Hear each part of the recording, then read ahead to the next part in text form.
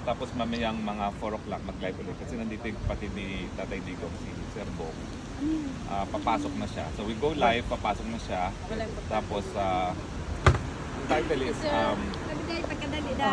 bibisita na si Bong Duterte ang So nandito po ngayon yung kapatid ni former President Rodrigo Duterte. So, bibisita na si Sir Bong Duterte na bunsong kapatid ni Tatay Digong. Okay, thank you. Ni Tatay Digong. May souvenir. Okay. Lahat tayo mag-picture. You're welcome. Thank you, Sa Dad. medyo ka din mo. Okay. Sarap ng pagkain nyo talaga. Lami ilang pagkaan bitaw. Get us picture, baby. Tapos, balik kayo dito pagkahatid mo sa kanya. Yeah, maybe you can Balik-balik dito. picture you want out baby. One hour and a half. Oh, sorry. Come on, baby. Come on, the other side. We'll keep you company.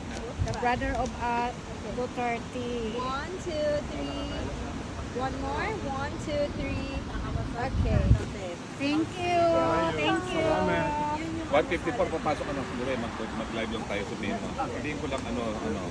Hindi kayo at tayong dalawa sa kasama kayo. Hindi yata sa market.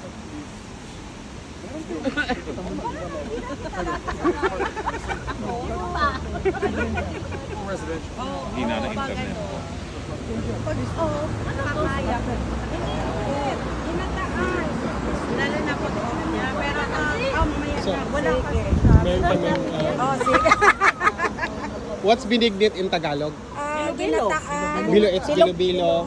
And we have like salad. Tapos salad oh, salad na may salt egg. Yes, this is one of my favorite. Medyo maanghang lang. Masarap But it's really one of my favorite. Tapos noodles. Noodles. And lots of fruits here. Day ng pagkakakidnap kay Tatay Digong. At ngayong araw po, which is a Tuesday, ang papalit po na next of kin kay Tatay Digong ay si Sir Bong at ang kanyang kabiyak. No? Sir Bong, kailan po kayo dumating dito? Kaninang umaga lang from nag-stopover kami ng Dubai and then straight na dito. Ano ang inaasahan nyo? No? Kailan nyo huling nakita si Tatay Digong? The last time I saw him sa Davao pa, pag nag-pintuhan kami sa bahay. So it's been a while, mga siguro 2 months na kalipas.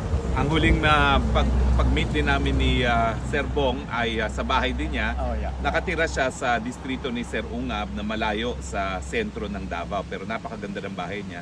At doon kami nagbi-meeting-meeting na maisog, no, yung mga panahon na yun. Ang sarap ng luto ni Mami, no.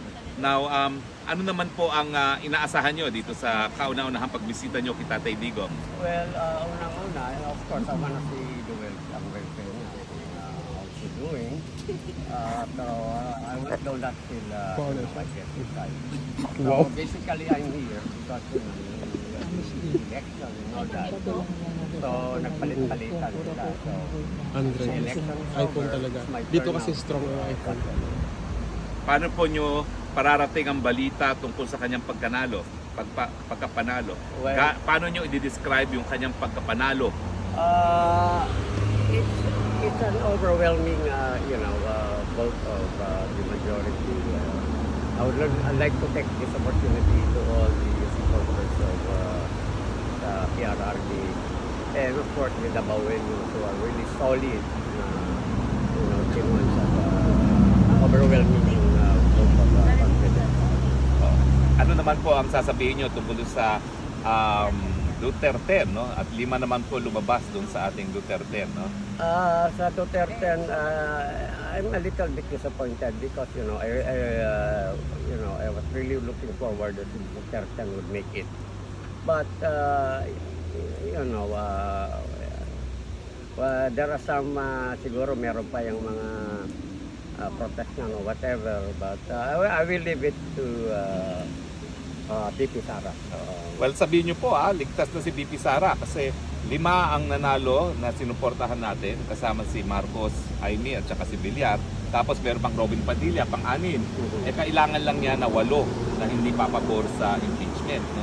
Sa 8, pwedeng panggalingan niya yung 2 magkapatid ng Cayetano, yung 2 magkapatid ng Estrada, meron pang Joel Villanueva, no? So meron na tayong 6 at posibleng 5 pa, at meron pang Mark Villar, 6, no? So may posible pang 6 na hindi papabor, no, doon sa impeachment, bukod doon sa 6 na sigurado na, no? So 8 lang kailangan natin, no, para mawala na yung impeachment. So mukhang makakahinga na si Tatay Digong. Sabihin mo, relax ka na, safe na si Sara from impeachment, no? Hindi na matatanggal yan, no? At least as a father, he would feel better, no? Ma'am, ano pong mensahe nyo kay Tatay Digong? Nag-aantay lang kami sa iyo dito, PRRD. Magpa-katatag ka lang dyan. Oo. Alam niyo po, 63rd day na. Ilang araw na ba? Tama ba? 63rd o 64th? 64. 64 na, 64 days, hindi po nawawala ng tao dito, no? At meron po tayong mga kasama dito ngayon. Ma'am, halik kayo kasi pupunta ngayon dito si Sir Bong. Saan po kayo galing, ma'am? Galing po kami sa Minnesota. Ay, nako, layo ha. Talagang dinayo niyo siya from Minnesota. Bakit po? Dinayo namin kasi si Tatay Digong ang mahal namin na presidente, pinakamabait at saka pro-poor. At saka hindi tayo hinahayaan noong siya pa ang presidente. Ma'am, Oo. ano po pangalan niyo? Luz Roslyn. Roslyn. Kasama po yung asawa ko niyo. din dito. Oo. Pero Ma'am Roslyn, never niyo pa na-meet ng personal si Tatay Digong, Hindi no? ko pa siya nakita, never meet in person, pero kilala natin kasi siya ang presidente. At anong mensahe niyo? Dahil padadala ni Sir Bong ang mensahe niyo. Ang mensahe ko kay Tatay Digong, Tay, magmalikon ka, Tay, mahal na mahal ka namin, kaya nandito kami. So, Tay, Emotional na naman siya. Sabihin niyo, nandito kami, naiiyak si Tay, Roslyn. kasi talagang ikaw lang talaga ang presidente na yung hindi pinabayaan ng mga Pilipino. Safe kami sa sa admin mo, at saka pwede kami maglakad na yung safe, na hindi kami na worry na may mangyari. Sa totoo lang. So, Ako, maraming salamat, Sir, ha? Pakirelay, ha? Yes, sir. Complete stranger na si Roslyn, nasa Minnesota, bumiyahe at nandito ngayon. Nasa labas lang kami ng wall. Sabihin mo, sa labas ng wall mo, hindi nawawalan ng mga Pilipino, walang iwanan. Meron din tayong kasama na galing sa Tama. Berlin, ha? O, galing Germany. Halika kayo. This is your Halika, choice. yan. Ma'am, ano pa pangalan niyo? Kate po. Kate. And galing kayo ng Berlin. Opo. Taga saan kayo sa Pilipinas? Bohol kami. Bohol. Ah, Kate, and anong pangalan niyo pa po? Si Mayet, Mayet. Asman, Signy. O yan, papasok na po ngayon si Sir Bong, ang nakababata kapatid ni Tatay Digong. Ano pong papasabi niyo sa kanila kay Tatay Digong? Stay strong, healthy. Kayo po. Tapos, always pray kasi nothing is impossible with God. True. Yes, that's right. Tama. Well, yan po mga mensahe ngayon na Sir Bong ng mga Pilipino nagtitipon-tipon dito. Meron din po ditong mga taga Rotterdam, no? Mga kasawang mga taga Rotterdam, no? At This is bihira po Superstar. itong pagkakataon kasi Only dahil bago pumasok ang isang kamag-anak, Shine bright na may gid ka mga din. pwede magpadala ng Gusto ko mensahe. mabalik. Dili na ko gabalik-balik ko rin na. Asawa. Ako po si Fergie. Nawawa ang beauty ko po na ready. Di ka prepared ba? For sure din ka. Si Sherdine at Jason Terbong, no? Halos twice a week nandito sila, no? At ngayon sila nagdala ng pagkain na munggo. Bakit po talagang ang dalas-dalas yung pumunta rito, Sherlyn and Jason? para pakita po yung suporta namin kay Tatay Digong po. Kung 64th day na po, siguro pang ilang punta nyo na rito?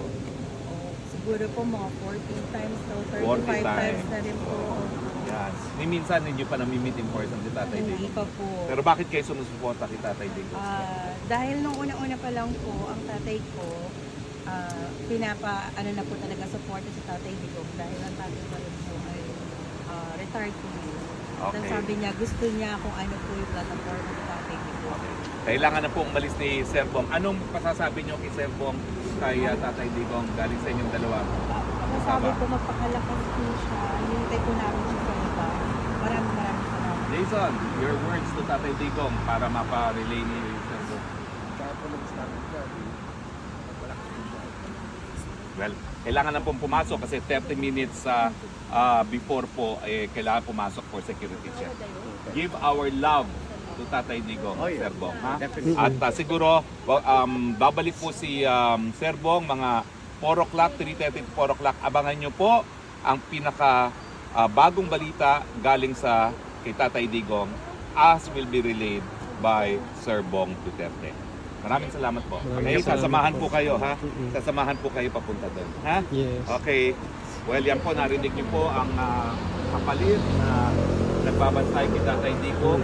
At no time po na wala pong kasamang next of kin ng Tatay Digong dito. At no time sa walang Pilipino na nag-aabang dito sa labas ng natin. Sir, pakisabi din kay tatay, kumain siya ha. Oo. Oo. Sabihin mo kumain tapos sabihin Kumain, wag matigas ang ulo. Kumain talaga. mo pa rin, madami pa rin tao ha. Oo. Nakabang sa kanya. Yes. Yun nga. May taga Minnesota, may nasa Minnesota, Notre Dame, may taga... Sige sir, Okay, see you. See bye. you in a bit. Sige, see you.